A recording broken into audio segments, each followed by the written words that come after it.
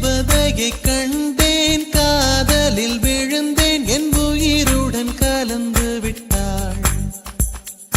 நெஞ்சுக்குள் நுழைந்தாள், மூச்சேனில் நிறைந்தாள், என் முகவரி மாற்றி வைத்தாள். ஒரு வண்ணத்து பூச்சி எந்தன் வழி தேடி வந்தது, அதன் வண்ணங்கள் மட்டும் இன்று விரலோடு உள்ளது.